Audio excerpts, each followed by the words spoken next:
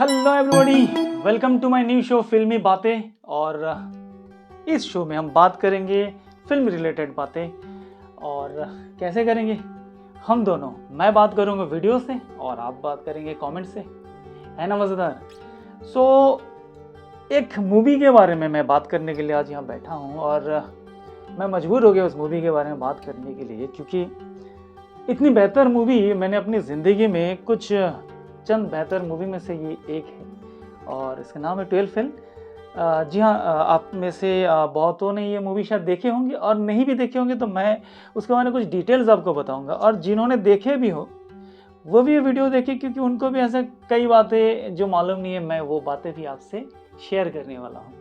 ये 12 fail movie starting में मुझे भी लगा था कि ये शायद एक बोरिंग टाइप की, कुछ पढ़ाई लिखाई टाइप की मूवी होगी। एनीवेज, पढ़ाई लिखाई दुनिया में हर इंसान को बोरिंग ही लगते हैं।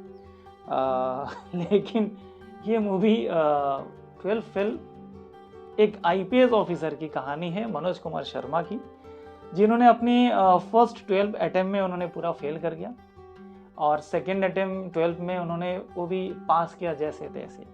फिर उन्हें कोई पुलिस ऑफिसर से मुलाकात हुआ और उनसे वो मोटिवेट हुए, उनके दिल में भी वो जज्बा आया एक पुलिस ऑफिसर बनने का, और यही है स्टोरी। फिर वो एक दिन एक सक्सेसफुल एक यूपीएससी में सक्सेस हो जाते हैं, एक आईपीएस ऑफिसर बनते हैं और बहुत ईमानदार आईपीएस ऑफिसर वो आज भी है। देश में उनके काफ़ी नाम है। फिलहाल तो वो एक डीआईजी पोजीशन में है।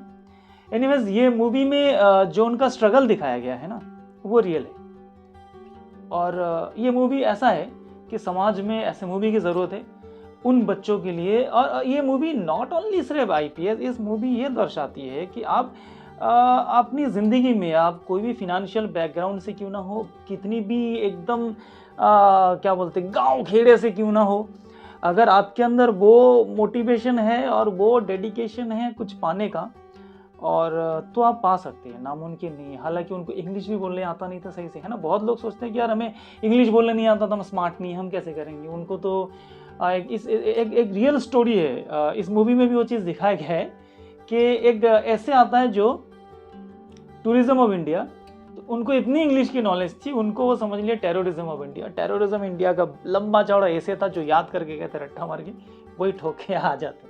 खैर, बाद में उनको समझ में आया कि वो गलती हुआ। तो ये मूवी इतनी बेहतर है, देखना चाहिए।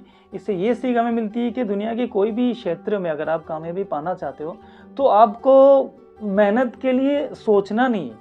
वो झाड़ू मारने से लेके, लाइब्रेरी साफ करने से लेके, आटा चक्की में काम करना, हर एक चीज़। और एक आध सीन उसमें दिखाई नहीं गया तो जो कि रियल मनोज कुमार शर्मा की इंटरव्यू से मुझे मालूम पड़ा, वो ऐसे था कि वो उनको वो जो उस एरिया में जहाँ रह रहे थे, मुखर्जी नगर, रईस लोगों के पास जो डॉग्स होते थे, पेट्स होते थे, तो वो उनको घुमाने के लिए, अब वो बिजी लोग रहते थे, घुमाने के लिए कोई आदमी चाहिए, तो ये 3-4 घर के ऐसे पेट्स को भी घुमाने के लिए लेके जाते थे कुछ पैसे के लिए। उन्होंने एक इंटरव्यू में बताया कि उन्हें दिन भर में वो सिर्फ 10 रुपया से उनकी खाना खाते थे। कैसे? 7 रुपया से वो लेते थे रोटी और 3 रुपये के सालन लेते थे, और वो जानबूझ के 4-5 बजे के आसपास खाते थे ताकि उससे उनका डिनर भी हो जाए और लंच भी हो जाए।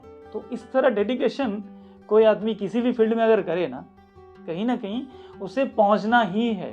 और इस मूवी अगर आपने देखे होंगे ना तो बहुत सारी चीज़ों में आपको शायद मालूम नहीं होगा कि इसमें जो सारे लोकेशन है ना सब रियल है। जो चंबल का जो गांव है वो रियल है, जो मुखर्जी नगर है वो रियल है। और इतना ही नहीं, जो कोचिंग सेंटर्स के सीन दिखाया गया था ना, तो उसमें जो बाकी स्टूडेंट्स थे, they all are real student.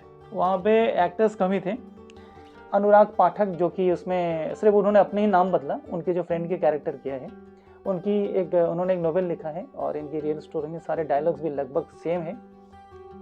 और एक सीन यहाँ पे था जहाँ पे शायद आपने नोटिस नहीं किया होगा, जहाँ पे एक ऐसा होता है, ट्रूथ एंड डेयर का खेल होता है श्रद्धा और मनोज के बीच में। तो उसमें थोड़ी देर आगे आप देखेंगे तो उसमें रियल मनोज कुमार और श्रद्धा भी बैठे हुए थे। और इसमें आपको दिखेगा कि जो एक्टर है विक्रांत मसीह, उन्होंने इतनी बेहतर एक्टिंग किया ना कि विक्रांत मसीह कहीं छुप गए थे, मनोज ही आके दिख रहा था। तो उनके जो गांव का उनका लुक है, उनकी स्किन पूरा डार्क है और इन सारा है ना, तो ये मेकअप की वजह से नहीं है। इंटरव्यू में मालूम पड़ा कि वो चंबल में उसी गांव में जाके वो धूप में खड़े होते थे जानबूझ के बनियान में, ताकि स्किन उनकी जल जाए। उनकी स्किन पूरा जला हुआ था, वो मेकअप नहीं था। डायलॉग्स भी लगभग सेम सेम है, जैसे जो इंटरव्यू का लास्ट सीन होता है, जो फाइनल इंटरव्यू है, उस इंटरव्यू में जो पानी वाला डायलॉग है, अगर आपने नहीं देखा तो देख लीजिएगा ज़रूर। पानी वाला डायलॉग है वो रियल डायलॉग है। ऐसे बहुत डायलॉग्स जो थे वो रियल डायलॉग थे। और ये मूवी बनाया विधु विनोद चोपड़ा ने। हालांकि पहले ये मूवी राजकुमार हिर ने, जो अक्सर विधु विनोद चोपड़ा का मूवी डायरेक्ट करते हैं, उनको डायरेक्ट करने के बाद था। लेकिन इस मूवी में इसमें काम कर रहे थे और इन सारा स्टोरी और रियल जो चीज़ें थे ना, विधु विनोद चोपड़ा जी ने इतना उनका दिल को छू गया, तो उन्होंने सोचे कि ये मूवी वो खुद डायरेक्ट करेंगे। और काफ़ी सालों बाद उन्होंने खुद मूवी डायरेक्ट किया। तो ये मूवी से समाज में काफ़ी असर गिरेगा। हम माने या ना माने, हमारे लाइफ में इम्पैक्ट ज़रूर होता है मूवी से। सो ऐसा कुछ बेतुकी मूवी भी आता है जिसकी कुछ मीनिंग नहीं है, और ऐसा कुछ बेहतरीन मूवी भी आता है जिसकी बहुत मीनिंग है। सो हम बातें करेंगे उन सारा कभी कभी बेतुकी मूवी भी क्या नहीं देखना चाहिए, और क्या मूवी देख के आपको सीखना चाहिए। जैसे कि इससे पहले भी 3 इडियट हुआ था, जो कि बहुत बेहतरीन मैसेज दिया था। ऐसे बहुत मूवी है। मैं एक दिन हम बैठेंगे ये गप्पे में, फिर दूसरे कोई एक टॉपिक, कोई एक मूवी से लेके फिर हम बैठते हैं। और चैनल को सब्सक्राइब करना मत भूलिएगा प्लीज़। ये आज के फिल्मी बातें यहाँ तक ही, फिर हम दूसरे फिल्मी बातें लेके बहुत जल्द आएंगे।